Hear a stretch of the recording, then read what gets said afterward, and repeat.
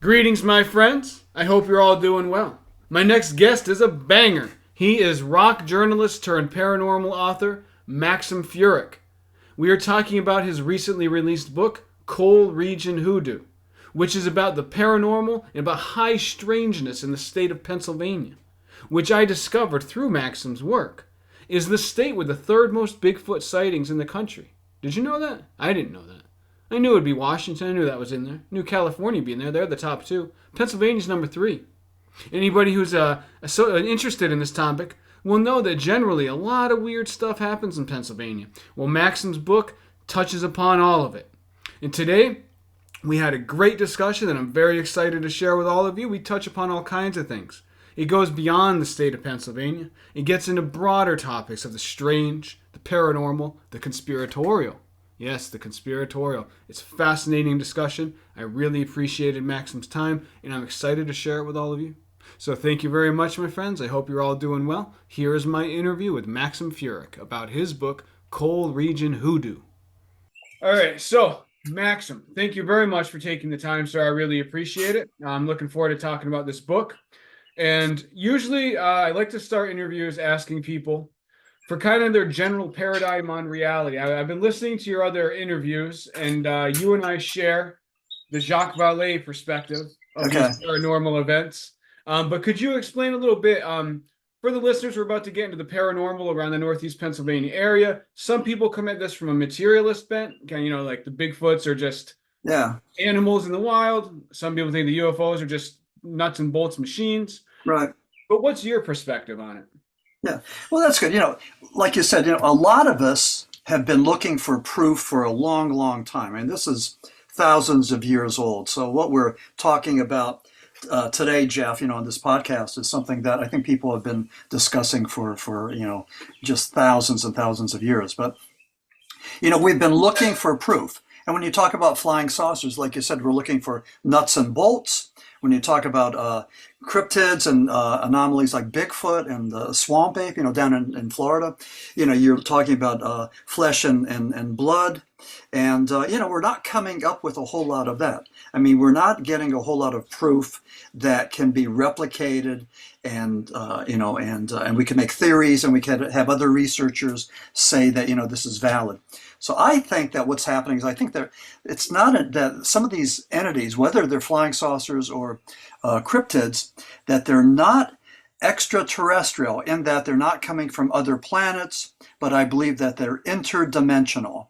And again, that's a theory that Albert Einstein talked about. He talked about the wormhole theory, that if you could bend the space-time continuum, these individuals, say from a planet, trillions of light years away, it would take just forever for them to get from their planet to Earth.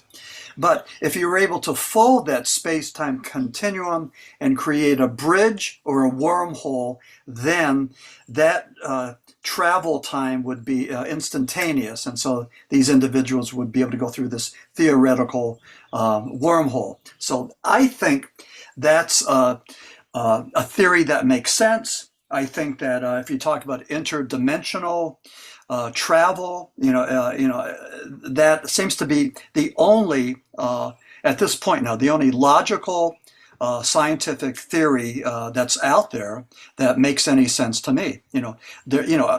Everything else is, we're looking for this proof, this physical proof that we haven't been able to come up with. So if that's not happening, then what else is there? What are the options? And again, we're just looking for workable theories. And this theory from Einstein came from the 1930s. We haven't had anything since then. We haven't had anything better. So we have people like Jacques Vallée and John Keel and me and a lot of other people that say, yeah, maybe that's just what's happening. It's interdimensional, and we'll go with that. So that's my basic theory, and it's nothing. I mean, I don't think it's unique. I don't think it's profound. It's just something that I'd like to find out more about, And, I think we need more academics, more researchers, more scientists to look into this and say, okay, this is possible if, A, B, and C fall into place. So I think we need more scientists and astronomers to go and to come aboard and just to share some theories with us, a hypothesis. And again, with the scientific method, you take a working hypothesis and then you throw it around and let other people go and utilize that same hypothesis to either prove it or disprove it. And that's the scientific method. And I think that's something that we all should subscribe to. Agreed, and that's my general view as well. Have you read The Trickster and the Paranormal? No, I haven't. Is that John Keel?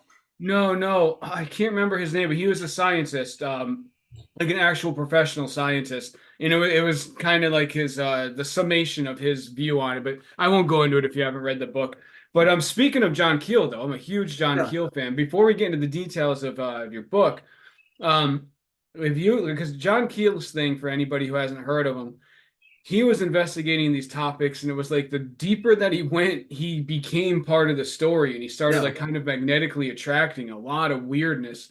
I'm just curious, did you experience that at all? Did you become part of the story and start attracting weird things into your own life? Not in that sense. I consider myself a paranormal researcher and author. I've had 3 books published. I consider myself more of an academic and a scientist, and I'm just looking for, like as I was alluding to earlier, that looking for that scientific proof, the scientific theory that works. Mm-hmm. But I recently did a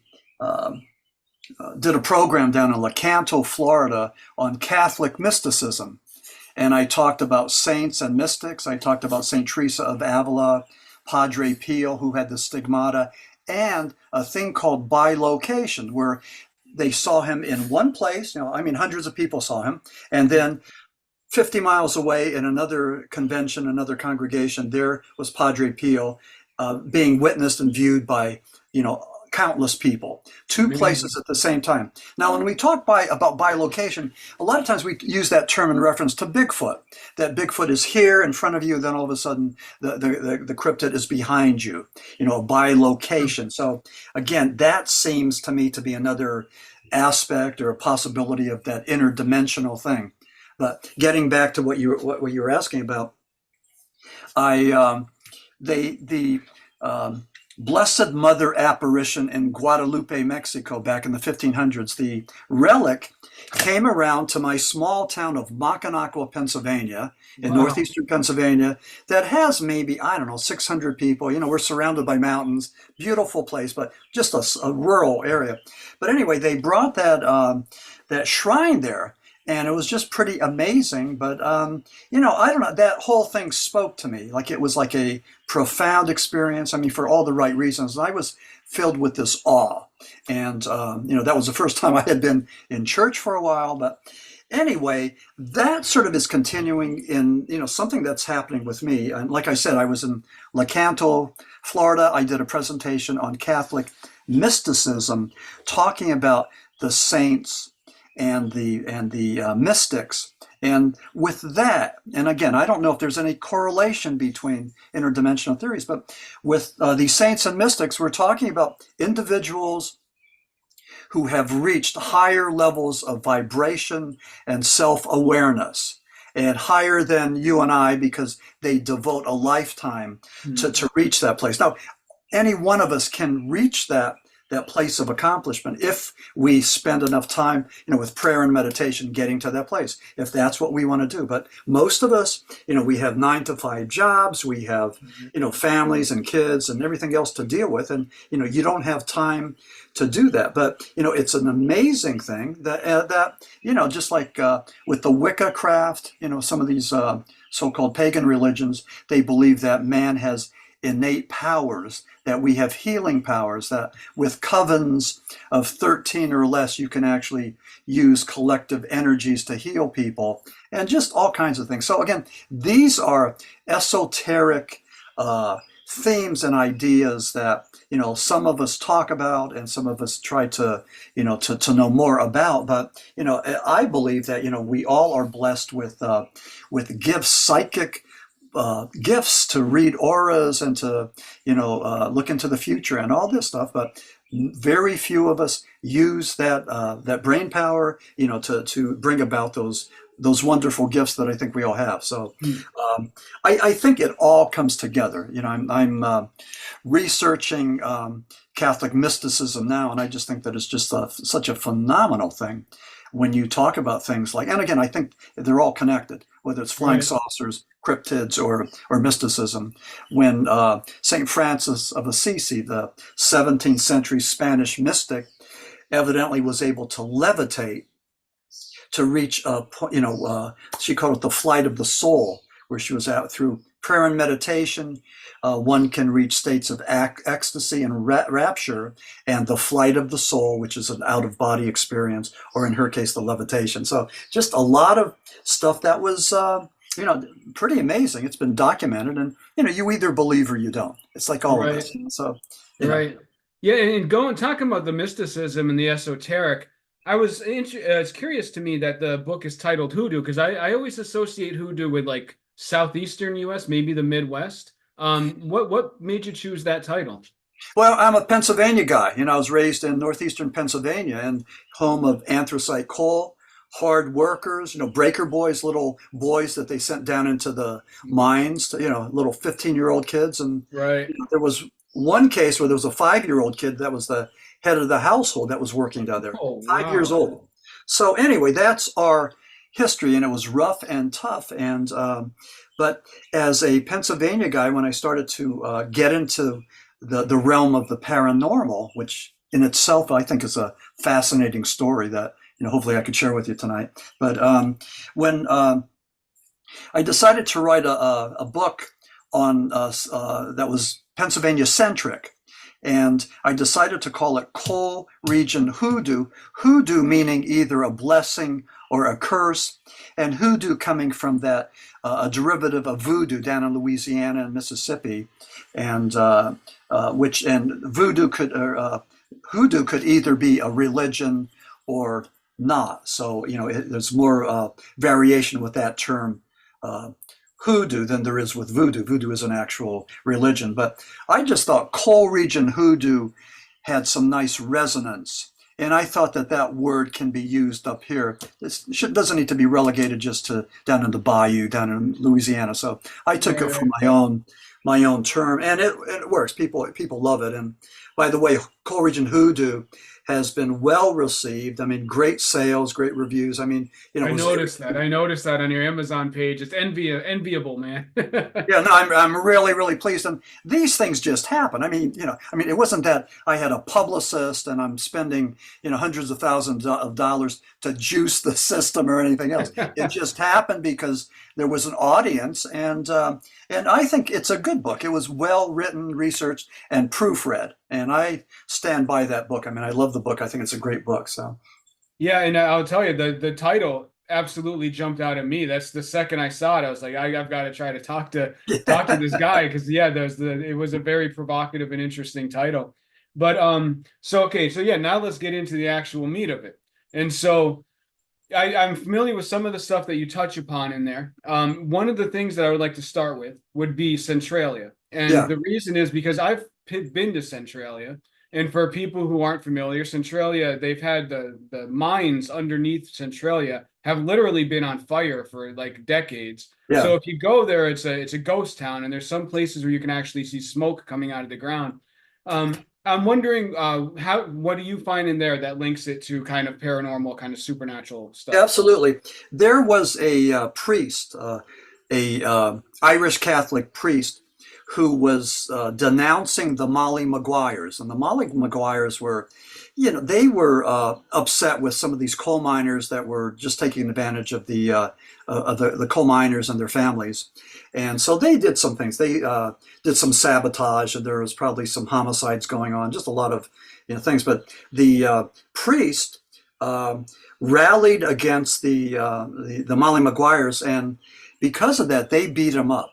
And he Hmm. put a curse on the town of Centralia. He said, at the end of the day, the only thing left standing will be Saint Ignatia, the church.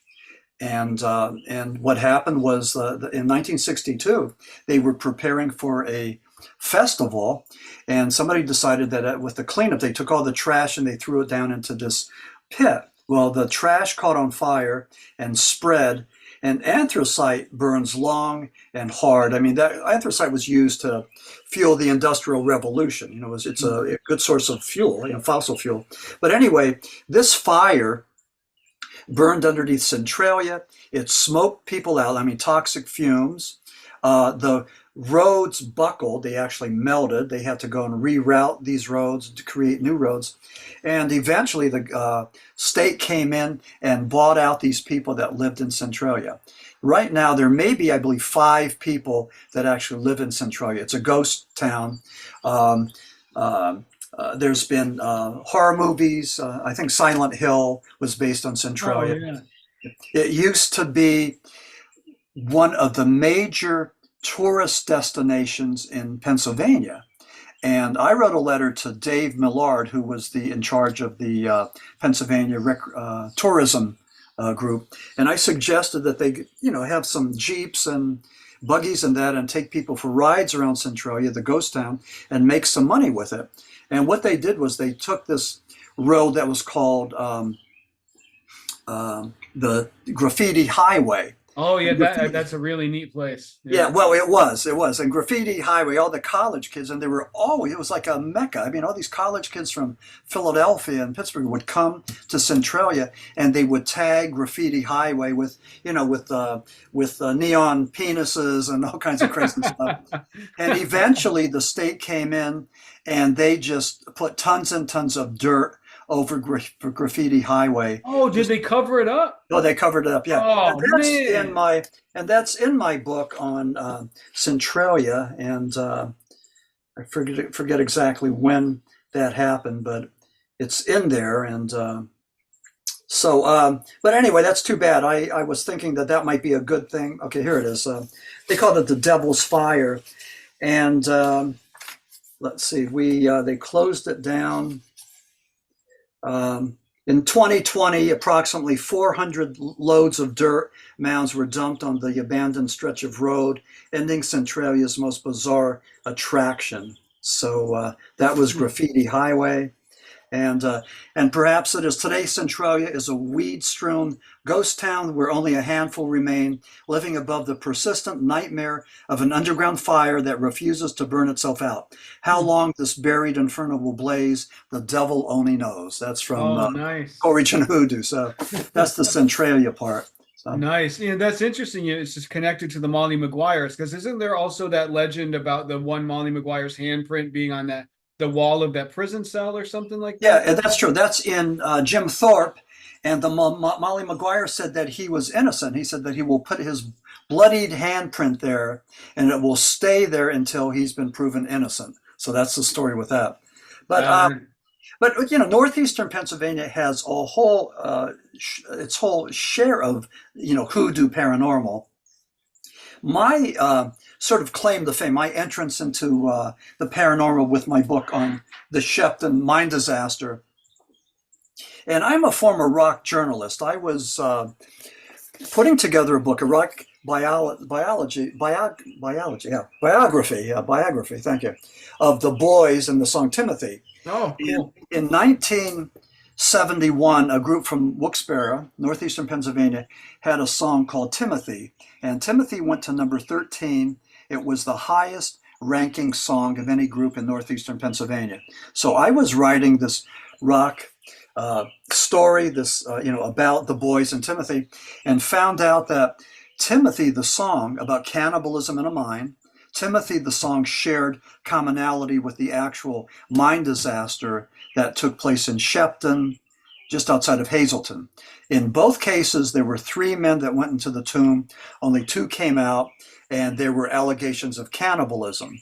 So in Shepton, that's true even today. But as I was researching Shepton and the Shepton mine disaster of '63, I uncovered stories of out-of-body experience, near-death experience, and afterlife experiences.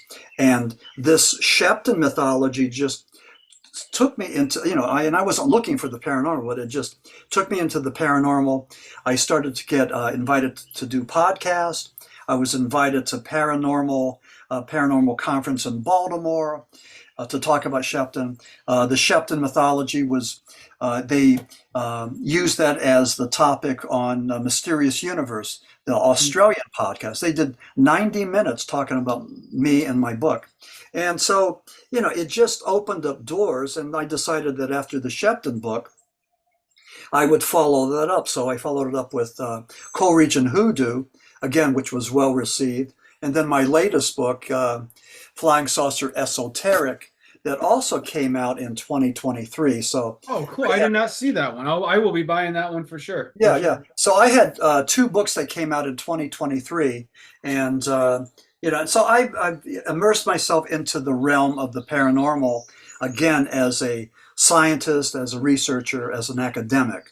Trying to make sense of it, and I've met a lot of people. It's been a great journey so far, and just like tonight, I'm hoping to, that somehow through this podcast that I'll touch base with additional people, and so that's Absolutely. It seems like music and the paranormal is kind of a nice overlap there, because like I like reading about like the Led Zeppelin and Kenneth Anger and all of that kind of that weird stuff that had David Bowie, his intense occult interests and stuff. So they seem to mesh together pretty well. Yeah. But something I thought was interesting, I did not know this until I was researching your work, is that Pennsylvania is actually a Bigfoot haven. Yeah, and especially in western Pennsylvania, in a place called Chestnut Ridge. There's 3-4 counties, Westmoreland,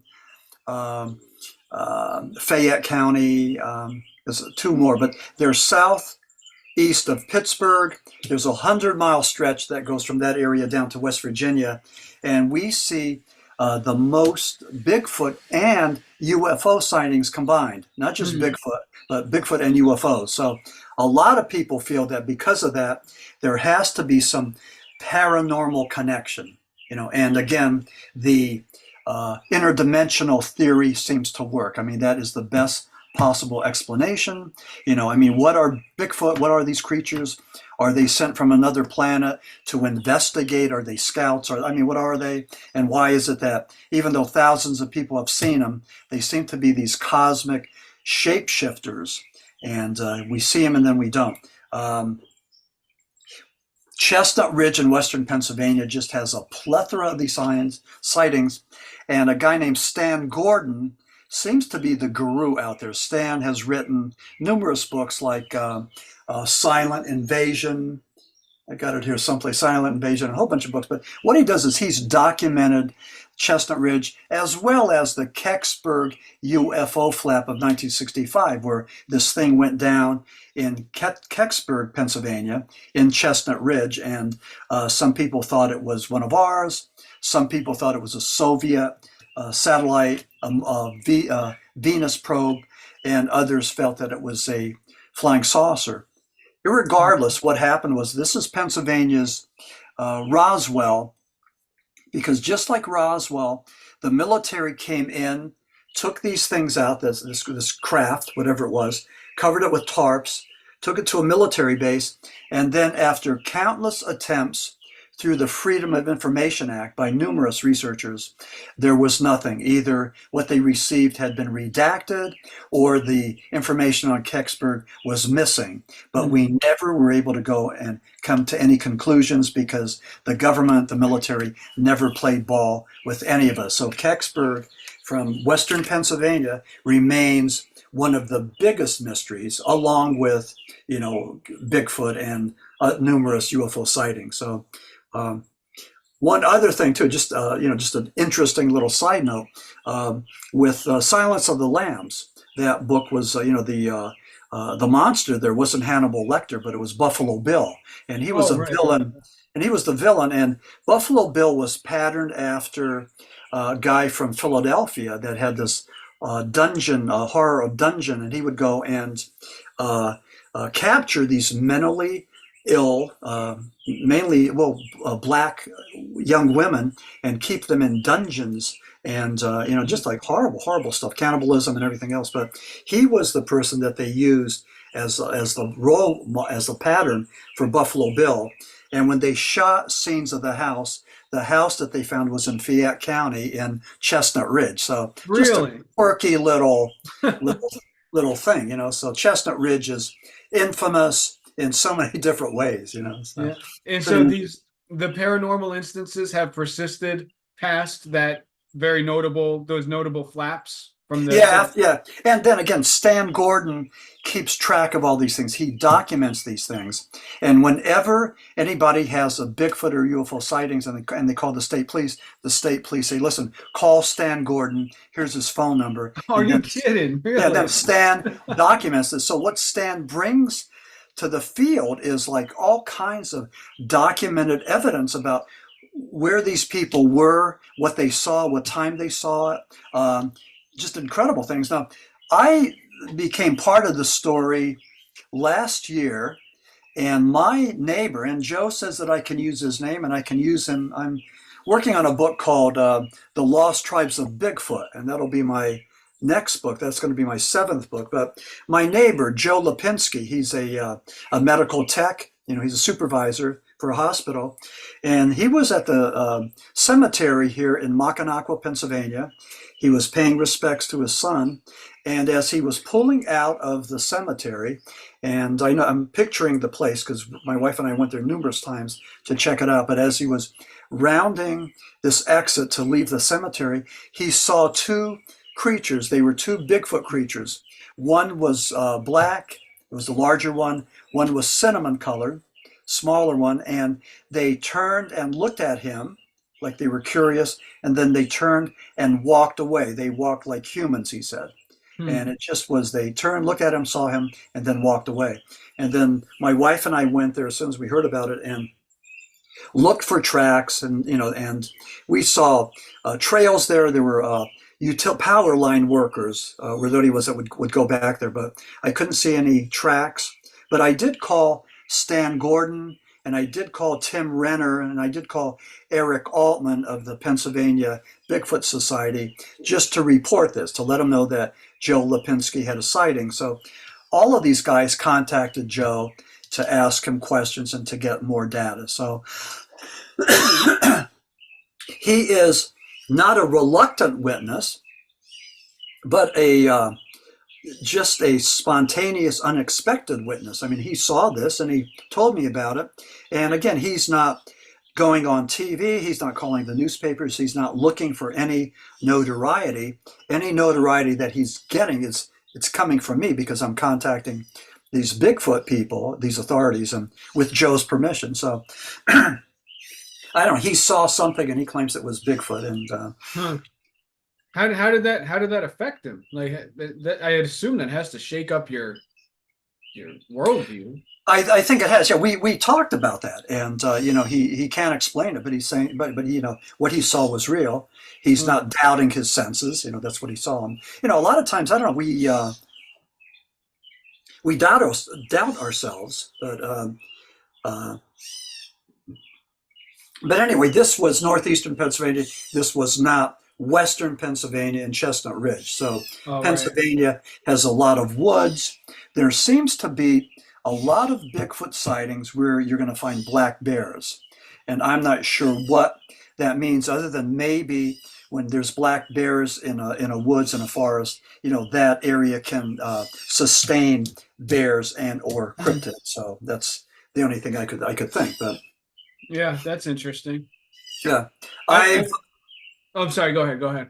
yeah, I'm I think 18 chapters into the Lost Tribes of Bigfoot, and hope to finish that this summer here in Pennsylvania, where I do a lot of my creative writing. My wife and I are snowbirds. We spend winters on the Gulf side in Citrus County, Nice. and that's the swamp ape territory. And I'm always out there in the trails looking for the swamp ape, and that's like a smaller version of Bigfoot. It's supposed to be ape-like. It's supposed to look like an orangutan, and again, numerous sightings by sane, educated people.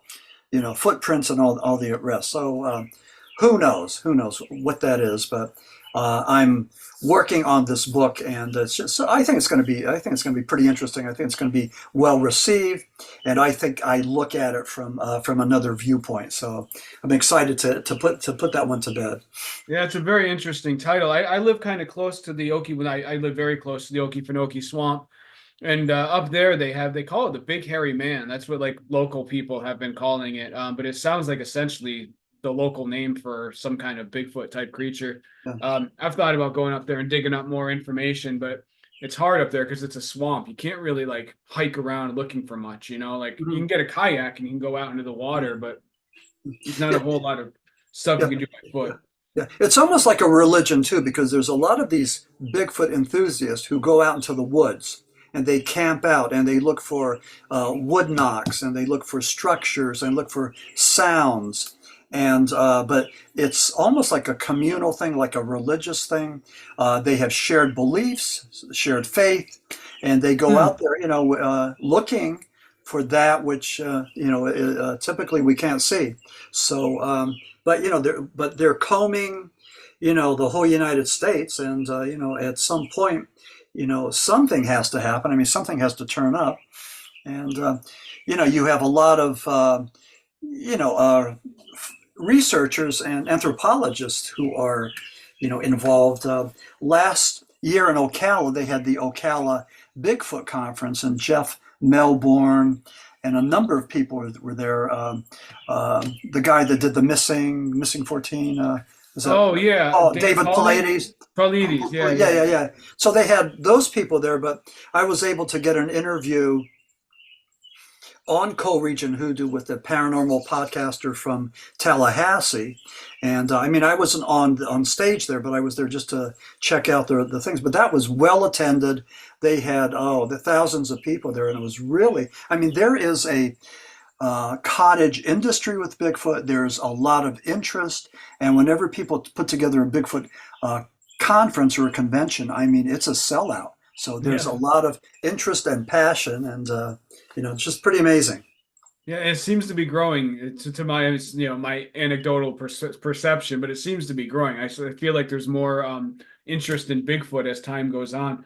But you also you go into UFO, like you just mentioned, the Chestnut Ridge area. Did you ever hear about the Bald Mountain UFO incident? No, I haven't. Is that in Pennsylvania? Yeah, I when this is over, maybe I'll shoot you a message. Okay, because I grew up right by Bald Mountain. It's in Newton, Pennsylvania. Okay. And we had, when I was in high school, there was our local man. He was actually my math teacher. Had a sighting, and there were multiple people who saw a UFO. So I was just curious if you were aware of it. Yeah, the only other one was in Carbondale, and in Flying Saucer Esoteric, I claim that the Carbondale saucer was a hoax, that these kids had a miner's lantern and threw it into the water and all that. But Susan Schweitak, who is the MUFON director in Virginia, she claims that it was legitimate.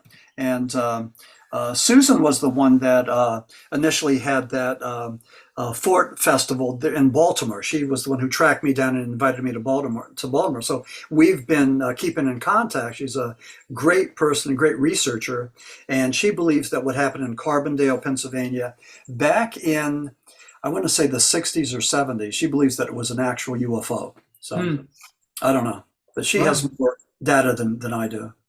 Right. I just lost my train of thought. I totally just lost my train of thought. I do that all the time, yeah. I had a question prepped to ask you, and I just totally lost it. Yeah. And I hate when that happens to me. I really do. It's really it's quite annoying. Oh, but a question I did want to ask: have you had any sightings yourself? No, as I say in Flying Saucer Esoteric, the Altered States of UFOlogy, my latest book. I'm a Vietnam veteran. I served aboard the USS Constellation during Vietnam. It was an attack carrier, and my job was I was a radarman. So as a radarman, I would see UFOs on the screen. Now, these were numerous UFOs. These were solid, tangible contacts. They were more maneuverable than anything that we had or anything that the Soviet Union had at the time. Wow. So we don't know what they were, but so we put down in the logbook UFOs with the range and bearing. And we were told, now most of us sailors were under 20 years of age. We were just little kids. And they told us they said, keep your mouth shut. Don't tell anybody what you saw. And so we wouldn't talk about these UFO sightings. And then the next day, those logbooks would disappear and they would have a fresh logbook. And during my off time, when the logbooks were there, I would look through them and look at all these UFO sightings. And they were numerous. They happened all the time. And after the fact, or after I got out, I compared notes with my Navy buddies, and they saw the same thing. Really? Those were the days back in the early 60s before we started to protest and revolt, when we really had a pretty good sense of law and order and loyalty. So, we didn't, disrespect or disregard those orders to not talk about what we saw. But I've heard this from numerous people in other branches of the service, that they saw things and they were told not to talk about it. Now, the government's changed their tune a bit. They're saying that, if we want you to come forward without any kind of fear of reprisal or castigation. We want you to tell us what you see. They want to have that's what they're saying. But that may or may not be true. In 2004, there were naval fighter pilots that saw a TikTok shape, and there's videos. You probably saw these videos. They're all over the internet. And they saw this TikTok that hovered. It zigzagged faster, with a G-force faster than any human being could withstand. And then it went down under the water.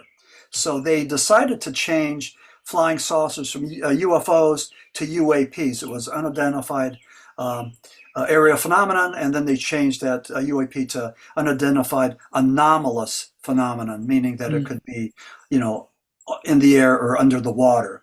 So the government is saying that at least 3% of these sightings they cannot explain. It's either ours or theirs. By theirs, China's, Russia's, Iran, who knows, or it's possibly extraterrestrial or even interdimensional, who knows, but that's the 3%. And what's interesting, every now and then I get on YouTube and I watch a black and white 50s sci-fi movie. I mean, it's like one of my greatest passions. Yeah. And I was watching, I think it was Earth versus the Flying Saucer, maybe around 1955. Ray Harryhausen did the real slow animation thing. And to make this teenage sci-fi movie more legitimate, they had a scientist there. So he talks about outer space and possibility of flying saucers and all that. And what he said in Earth versus the Flying Saucers was that 3% of the things that we see, we cannot explain. The same thing that the Pentagon said back in 2004 and 2016. So pretty amazing, 3%. Give or take. Yeah, it really is, yeah. So again, that's the question. What does that 3% represent? What are they?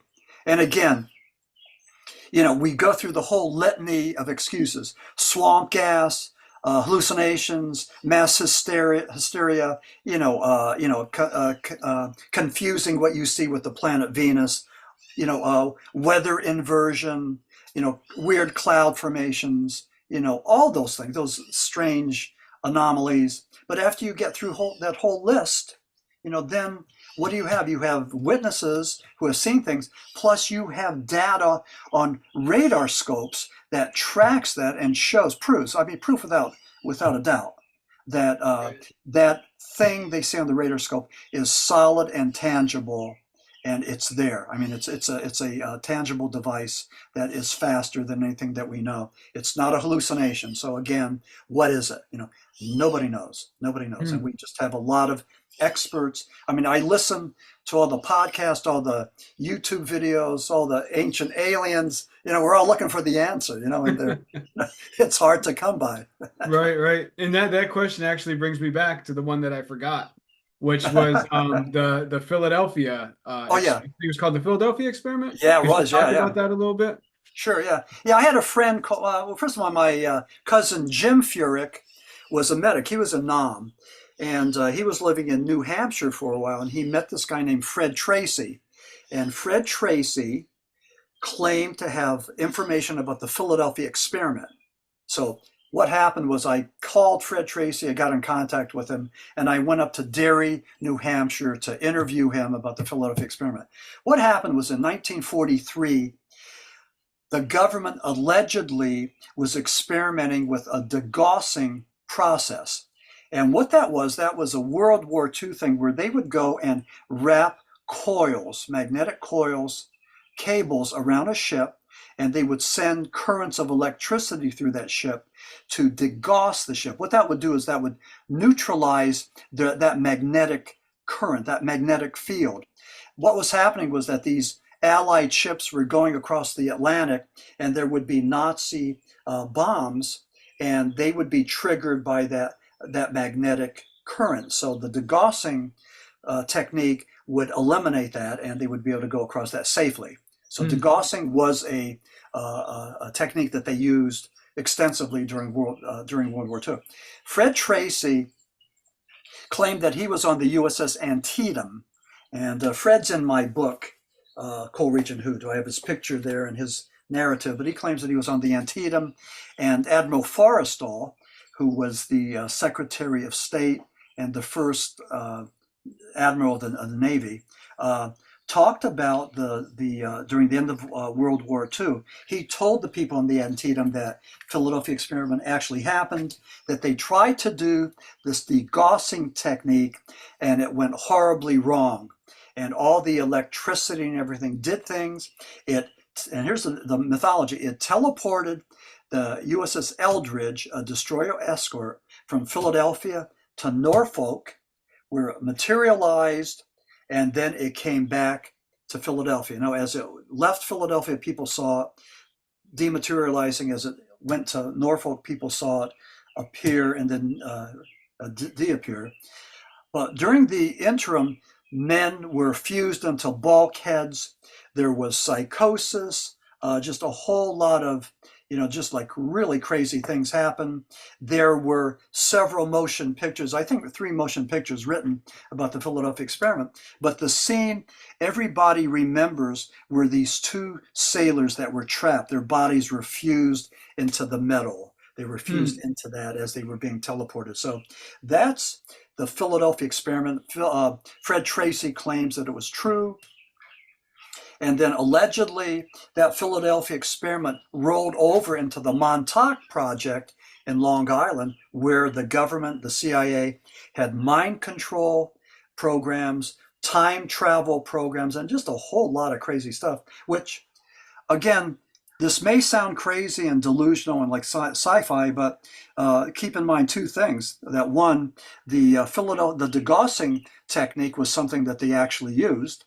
And the question is, what would happen if you actually used too much electricity on that ship?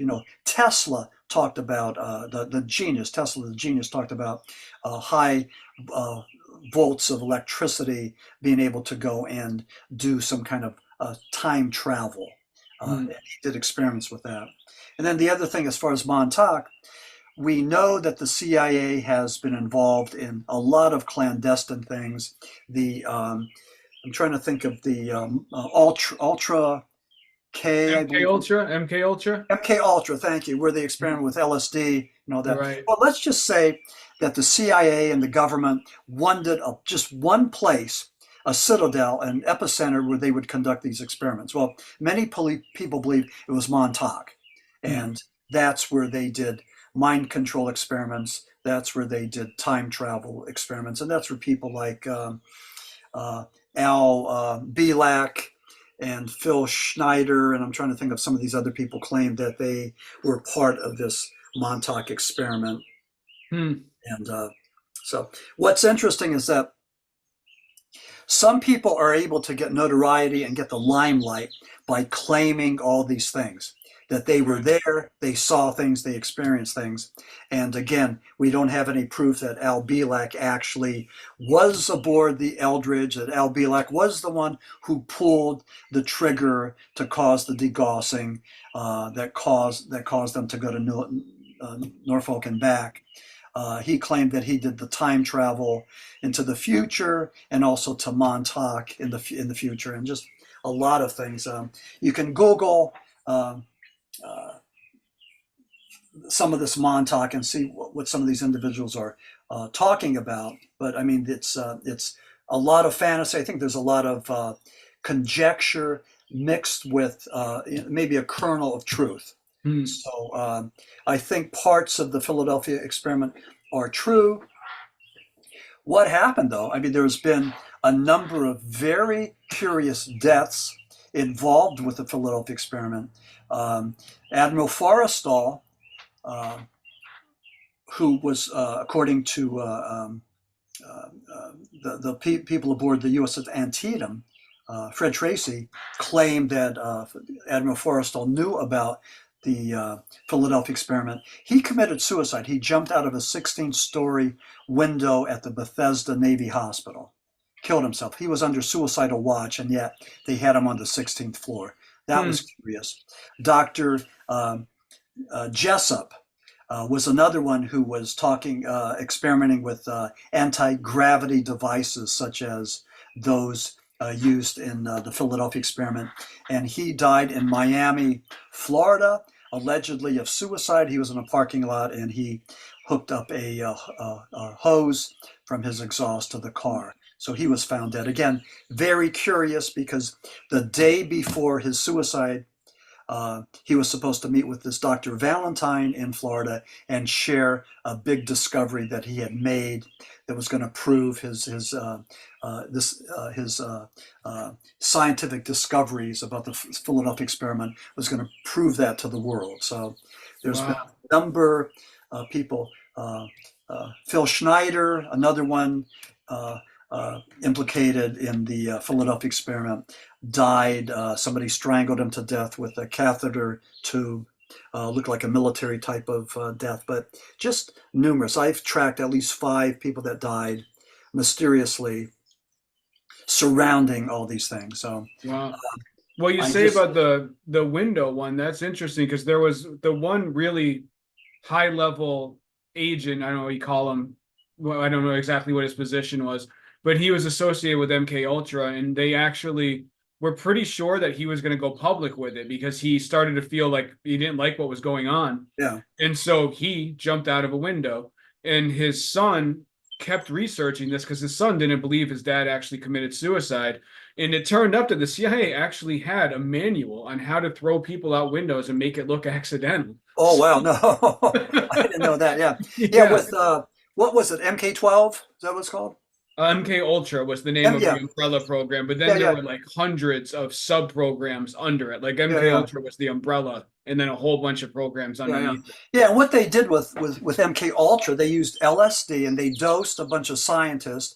And the one individual you're talking about, either committed suicide or he was thrown out. That's You know? exactly that's who I'm thinking of, right? Yeah, yeah. And then also there was Operation Midnight Climax, if I remember correctly. And what they did was they dosed these Johns that were going to see prostitutes, and they gave them LSD. So that must have been a real trip. So Yeah. but amazing, it's not, and the listeners need to know this. It's not the United States government doing this. It's not the Senate and the House of Representatives, but it's the CIA, FBI. It's clandestine groups who are being funded. There's a black budget, and you could find out what's going on by tracking where this money is going with this black budget. Who's getting the funding? And the government keeps on changing the names of these entities, these military spin-off groups, changing them to something else. And again, it's pretty much, if you're a financier, if you're knowledgeable with finances and money, you can follow the money trail and you could see where the money's going for this research and development, and amazing, just amazing. Um, Yeah, it's frightening stuff. It is frightening. It's frightening Yeah. because if you know something, if your podcast gets too close to the truth, I mean, I don't know. What do you think? I mean, No, no, I've thought about that. And I know a couple guys who have much larger podcasts than I who have had friends who were in this sphere and they got to a certain point, and then all of a sudden they kind of became shills. And kind of the idea was they think they got gotten to, that they had gotten big enough that yeah, whoever they is came in and said, "Hey, we got this dirt on you. If you don't want us to reveal it, then you need to start, speaking on our side." Yeah. And so, yeah, I think this stuff. I think it happens all the time. It's information Yeah. control, narrative Yeah. control. Yeah. Yeah. One thing that, as a former rock journalist, I mean, I wrote countless articles about Jim Morrison, Oh, and he right. was His dad was the admiral of Von the Hammershard. Yeah. Gulf of Tonkin, right? The Gulf of Tonkin, was it? Exactly. Very good. Okay. So Jim Morrison was born in Melbourne, Florida, and his dad, Commander Morrison, was the commander of the USS Bonhomme Richard. Now, I was on the Constellation, and when we went out there to, for the Alpha strikes, and this is the Gulf of Tonkin, this is the Vietnam War. It was usually the Constellation, Bonhomme Richard, Coral Sea, Forrestal, Ranger, Intrepid, Enterprise, I forget what else, but typically one carrier and like maybe four escorts. Here's the thing. Commander Morrison was aboard the Bonhomme Richard during the 6 Day War where Israel was fighting Egypt. Israel shot and sunk the USS Liberty. It was a spy ship. Now, they claimed that the Liberty had the same profile as an Egyptian spy ship. Commander Morrison said no. He said they did this intentionally just to have like a power blackout. Weren't communicating with us. They just took out the Liberty. He claimed there should be military and economic reprisals against Israel. They shut him down. I mean, the government. Commander Morrison, that there went his chain of command. I mean, he never Hmm. progressed any higher. However, here's the conspiracy theory. Some people feel that the Mossad, the hand of God, the wrath of God, the Israeli hit team went over to Paris and they knew where Jim Morrison was doing his drinking. And they went there, and Jim was an alcoholic. He wasn't a heroin user, but evidently somebody shot him up in the bathroom, took him up to his room, put him in a bathtub, and when they found him, they said that he died of a heart attack. Now, if if this is true, if you have a hit team, you have people that you have the assassins, you have the people that have the drive away vehicle, you have Hmm. the getaway team, you have the people that check out the place, that do the intel. You have all these people. It's a team. It's a hit team. So and the Mossad, the wrath of God, do it well. So anyway, I'm just putting that out there. I've written that about that numerous times, Oh, and I have you was really? yeah, and I could Oh, I'm remind. very. Are I'll you send you that. familiar? Are you familiar with Dave McGowan? No, Oh, you're not? no, no. You might want to check him out. He's very controversial, but his idea was he looked at the '60s music counterculture explosion, Yeah, and he found that it wasn't just Morrison, it was Frank Zappa. There were like yeah, a very high number of people that had these parents who were in psychological operations or just in the military. yeah, yeah, And the kind of the thesis that he put forth is that the '60s counterculture was basically engineered. Not that they weren't real. Like Jim Morrison was a real musician. It's like yeah, nobody's saying they weren't really making this music, but just that the stuff was kind of pushed forward into the consciousness as this way to generate this cultural revolution. Of course, the motives for that would be highly debatable, but I personally find problems with McGowan's yeah, theories, but it is very interesting. Like the book yeah, is very compelling. You find there's weird stuff in there, man. Like Frank Zappa was a very conservative guy, despite his crazy demeanor. yeah, He thought hippies were losers and yeah. scumbags, and he was like a very disciplined and kind of Yeah, yeah. conservative He guy. he was a libertarian, live and let live, and he would say something like this: "If you want to do drugs, go right ahead, but do them in your living room. Don't get behind a car and don't endanger anybody else's life. But Hmm. if you want to choose to do drugs and kill yourself, go right ahead."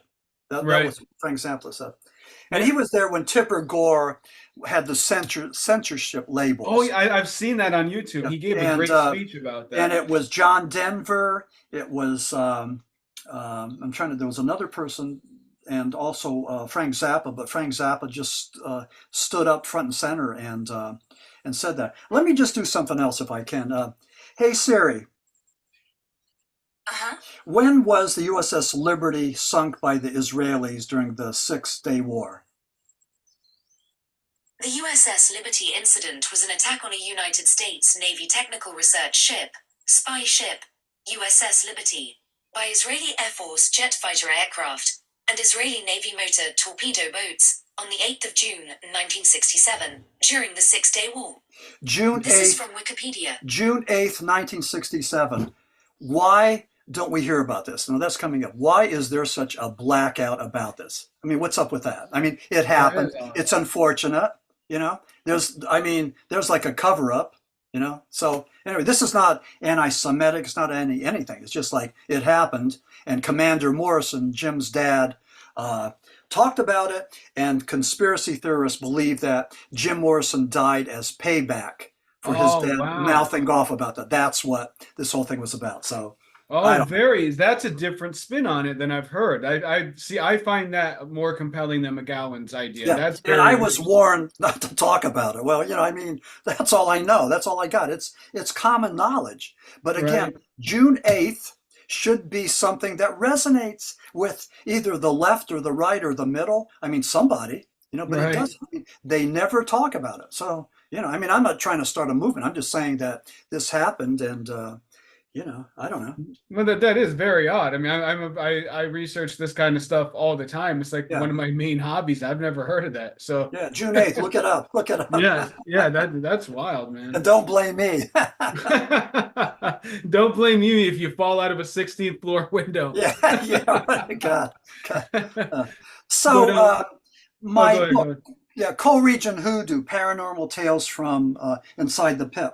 After the Shepton book came out, the Shepton mythology, I wanted to go a little bit deeper. So, I wrote about Shepton, Centralia, Pennsylvania motion pictures like Night of the Living Dead, The Blob, and the Philadelphia Experiment. There are stuff. This is Pennsylvania's contribution to the paranormal and the supernatural. So, that was pretty cool. And uh, and with Night of the Living Dead, when George Romano wrote that, it was pretty much about what was happening in 1968. I mean, with the Tet Offensive and Hmm. with the Chicago riots and with Bobby Kennedy and Martin Luther King Jr. being killed, and with the Easter Sunday riots, where like 100 cities were torched by blacks that were just angry and just, I mean, their leader was assassinated. Just horrible stuff. And Night of the Living Dead wasn't so much about zombies, but it was about our society, the fabric of our society unraveling. And I'll say this, even though times today are uncertain, even though we're divided, even though everybody is getting so sick and tired of the political spectrum, both sides, Hmm. and me included, when you look at 1968 was grimmer. I mean, it looked like we were all going to die, we were all going to implode or kill ourselves or whatever. So 68 was a lot worse than 2024. And for everybody out there listening, don't get too pessimistic. I mean, just start reading your history books and read what was happening during World War II and what our parents and grandparents had to go and endure and fight. I mean, those were tough times. World War II, the Depression, just, and then the Cold War. I mean, it never really ended. And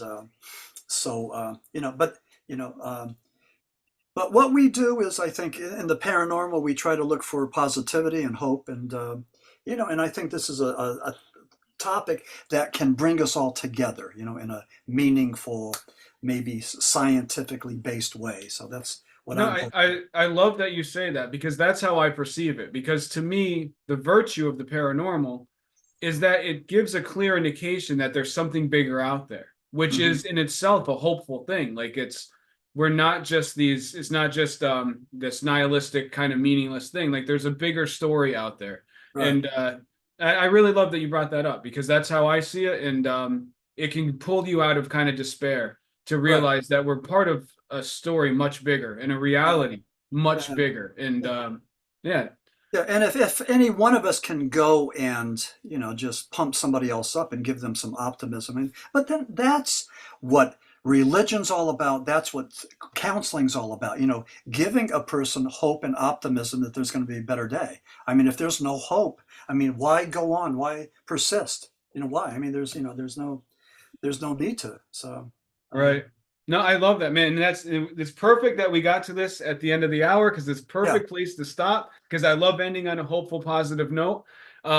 I can't wait. You'll be at the Institute for Hermetic Studies conference this Saturday. I will be there. I can't wait to see your presentation. Yeah. I will be buying your books there, Oh, and wonderful. be Yeah. talking about your books on my channel. And yeah, I can't wait to share this. I thank you so much for your time, Maxim. I really Yeah. appreciate it. Yeah, Jeff, just for your, if any of your listeners want to contact me, my website is www.maximfurek.com, and that's MAXIMFUREK.com. And that will be pinned in the description for the video for everybody that's watching, or whatever platform it's on. I do go on different platforms. It'll be in whatever adjoining box there is. Yeah. So, Okay. man, thank you so much, Maxim. And Oh, I guess we'll absolutely. see you Saturday, sir. Sounds good. I'm looking forward to it, Jeff. You have a safe trip. All right, man. Have a good one. Okay.